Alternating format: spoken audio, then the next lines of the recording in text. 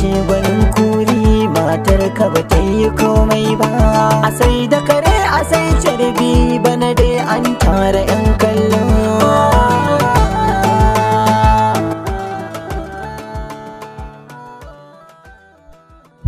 Yawwa.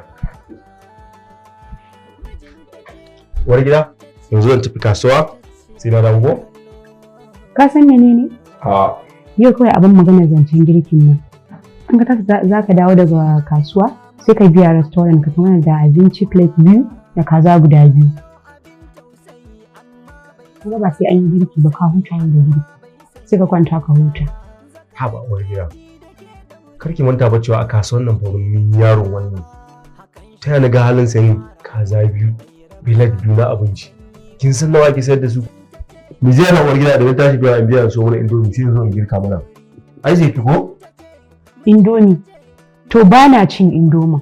Tunda ba za ka min abin da nake so ba, ka bari ba na so. Zan kwanta a haka da yunwa. Tunda da mun burin ka kenan. Karki damu uwar gida. Ba dai kaza da bilet 2 ko? Karki damu za a so insha Allah.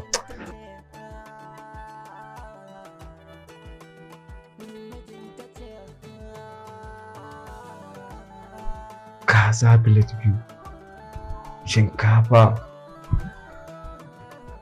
20,000 fa a dare ɗaya. Kai, gaskiya wannan ba ta da imani, ba ta da kirki. A'a.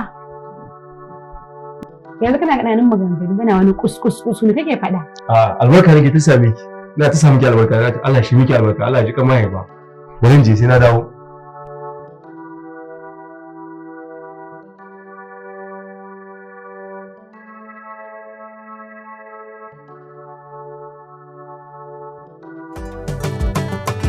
Mijinta ce gwanin kuri, matar ka ba ta yi komai ba.